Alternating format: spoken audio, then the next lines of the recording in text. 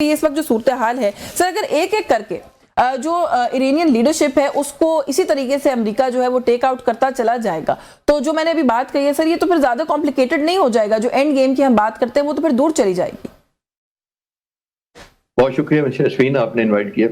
देखिए, लीडरशिप तो पहले दिन ही टेस्ट हो गई थी। ये वो मुल्क है जो ऑलमोस्ट 18वें दिन जंग में चला गया हुआ है, पहली दफा नहीं, दूसरी दफा जी।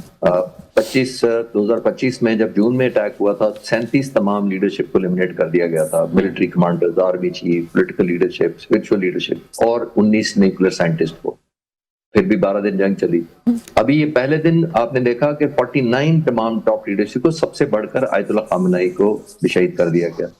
हुकूमत भी चल रही है आजकल भी, और टेक ओवर भी नहीं हुआ, फुट ऑन ग्राउंड भी नहीं हो सका, कुर्द भी नहीं उतर सके, लीडरशिप एक सेशन में चली जाती। देखिए, ये आइडियोलॉजी है एक बुनियादी तौर पर, ये अपॉइंटमेंट्स का नाम नहीं है। जब एक कौम अपनी सर्वाइवल के लिए लड़ रही होती है तो फिर अपॉइंटमेंट या डेजिग्नेशन या ओहदे और वो नहीं मैटर करती। It's just a matter of nomination. और खासतौर पे जो अभी इनका पता लग रहा है तालिबानी का, कि वो पता लगता था कि वो नॉर्मल एक रेगुलर बंकर में थे, या एक रेगुलर, वो बहुत हाइडिंग में नहीं गए हुए थे कि अपने कहीं ऐसी जगह पे चले जाएं। वो अब फ्रंट पे थे, लीड भी कर रहे थे, कनेक्टेड भी थे। और जाहिर है ये इटसेल्फ एक अमेरिकन की और इजरायली लीडरशिप की फ्रस्ट्रेशन शो करती है।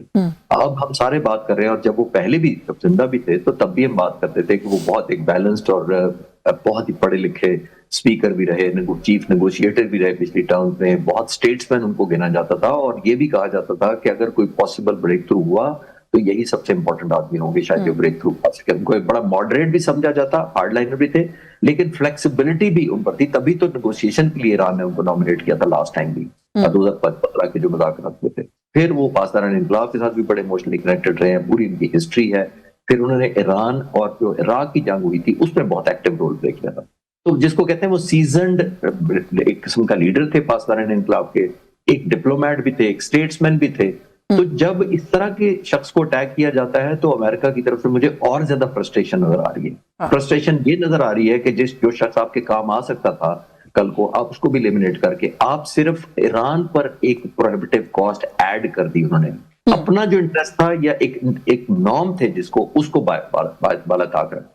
तो आई थिंक मुझे हैरानगी भी हुई है, अफसोस भी हुआ है कि मुझे नहीं लगता, और ये भी मेरी बात और ज्यादा तकवीत मिलती है कि शायद वो एक एलिमेंट ऑफ फ्रस्ट्रेशन इस हद तक चला गया है कि वो पहले उन्होंने देखा था आइलैंड पे हमला किया, अब लीडरशिप को एलिमिनेट करके शायद वो मैसेज देते हैं कि उनके पास कुछ बन नहीं पा रहा। पहले दिन से ही सर, अभी भी जो आप बात कर रहे हैं उससे भी, और पहले ही दिन से जब से इस हमले का आगाज हुआ, लग यही रहा था कि लैक ऑफ स्ट्रैटेजी है। कोई स्ट्रैटेजी के बगैर एक बड़ी नाइव थिंकिंग के ऊपर अटैक कर दिया कि इस वक्त शायद वहां पे कोई अपराइजिंग है, हम अगर इस तरह का कोई अटैक करेंगे तो वहां पे एक इनबिल्ट रिजीम चेंज हो जाएगी, एक नेचुरल ऑर्गेनिक रिजीम चेंज हो जाएगी, जो कि नहीं हुआ। और अभी भी हम देख रहे हैं कि इसी तरह से एक लैक ऑफ स्ट्रैटेजी के साथ वो आगे बढ़ रहे हैं। इमरान साहब, सर आप सूरत हाल को कैसे देख रहे हैं? अमरीकी फ्रस्ट्रेशन समझते हैं आप इस तरह की जो प्रिसीजन अब स्ट्राइक्स वो करके लीडरशिप को टेक आउट कर रहे हैं? क्योंकि बहुत से लोगों की राय ये है कि इससे ईरान को बहुत ज्यादा कोई फर्क इसलिए नहीं पड़ेगा कि वो एक बहुत स्ट्रक्चर्ड मुल्क है, वहां पे लोगों को रिप्लेस कैसे करना है, नई लीडरशिप को कैसे लेकर आना है, वो बड़ा एक सेट तरीका कार है उसका। तो जो वो समझते हैं कि शायद डिसोरिएंट कर देंगे ईरान को, वो शायद नहीं होगा इस तरह के अटैक से। जी अस्सलाम वालेकुम, थैंक यू वेरी मच। असल में जी जो यूएस के एम्स है ना वो लिमिटेड है, और प्रेसिडेंट ट्रंप को भी शायद पूरी तरह नहीं पता कि अमेरिकन एम्स क्या है, जिसकी बात गश्त आप सुन रही हैं। अब आपने केंट को कोट किया और पावल को कोट किया। प्रॉब्लम यह है कि इजराइल की बहुत क्लैरिटी है। इजराइल एक दो लीडर्स को रिप्लेस करके रिजीम चेंज नहीं करना चाहता। इजराइल की स्ट्रेटजी है total civil and military destruction of the state of Iran. वो किसी एक लीडर, दो लीडर्स की बात नहीं है। वो 3 हफ्ते 4 हफ्ते जितना तूल दे सके जंग को तूल दे के तमाम पुलिस स्टेशंस, पुलिस पोस्ट, पानी के desalination points, civilians, schools, even red crescent. तो इजराइल पूरे ईरानियन स्टेट को डिस्ट्रॉय करना चाहता है, बैल्कनाइज करना चाहता है, उसके हिस्से करना चाहता है। वो इंशाल्लाह कामयाब नहीं होगा, लेकिन उनका एम ये है। तो वो जो भी आएगा वो उसको डिकैपिटेट करेंगे।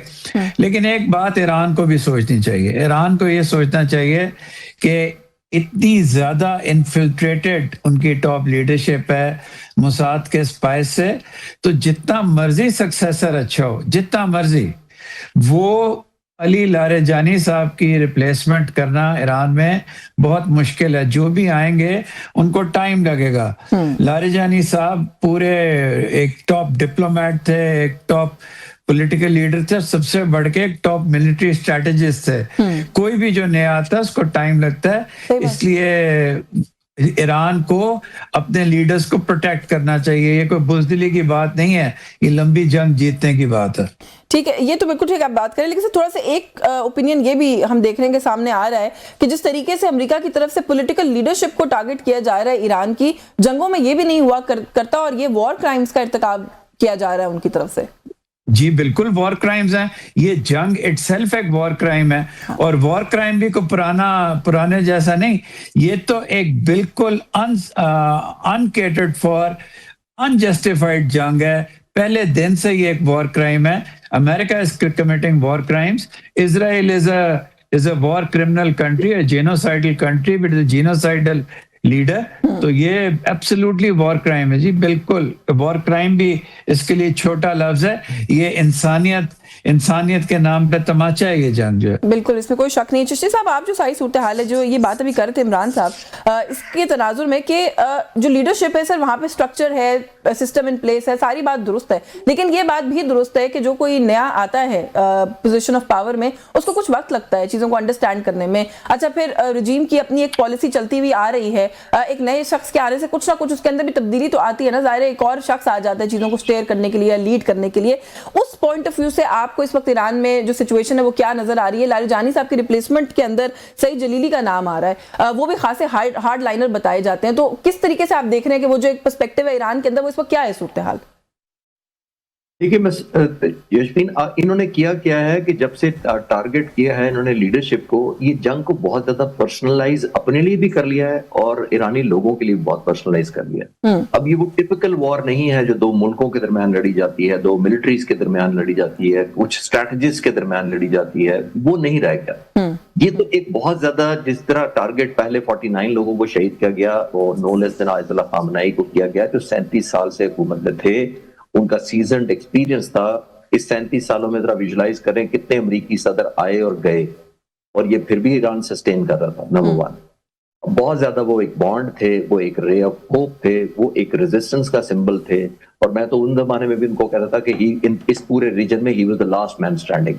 बाकी अब कौन खड़ा हो सकता है अमेरिका के आगे या इजराइल के आगे, जरा आप विजुलाइज करें। Number one. नंबर टू, बड़ी इंपॉर्टेंट बात हमें ये याद रखने की बात है कि ये इस हद तक इन्होंने एक नफरत की तरफ ले गए हैं जंग को।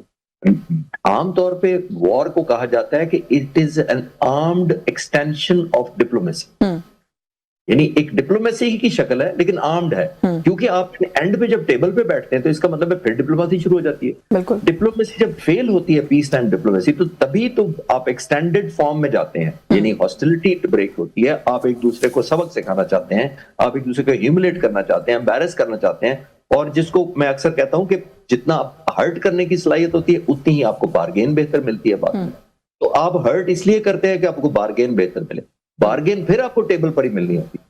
तो जब आप ये लेवल नॉर्मल जंगों का होता है, लेकिन अब इनको इस तरह विक्टिमाइज करना, टारगेट करना ऐसे लेजिटिमेट लीडर्स को जो कोई खुदा ना खास्ता टेररिज्म में नहीं थे कि हमने बहुत बड़ा दहशतगर्द मार दिया, वो एक लीडर आपने एलिमिनेट किया है जो शहीद किया उनके लिए, कि अब जो obligation, it does not matter कि उनका सक्सेसर हार्डलाइनर है या नहीं है, मैं तो उस पर जाता ही नहीं। वो तो कर्ज है अब इन जो फॉलोअर लोग आ रहे हैं कि हमने अब बदला लेना है। ये जंग लेस ऑफ पॉलिटिकल या ऑयल या रिसोर्सेज की जंग से ज्यादा, या न्यूक्लियर इंस्टॉलेशन या न्यूक्लियर पावर या न्यूक्लियर एनरिचमेंट से आगे बढ़कर मेरा ख्याल है पर्सनलाइज हो चुकी है, जिसकी वजह से आपने देखा चंद दिन पहले ईरान ने कहा था कि नेतन्याहू जहां भी होंगे हम भी उनको मारेंगे। बिल्कुल, अभी अली लारेजानी के बदले का भी ऐलान किया कि हम हर सूरत बदला लेंगे।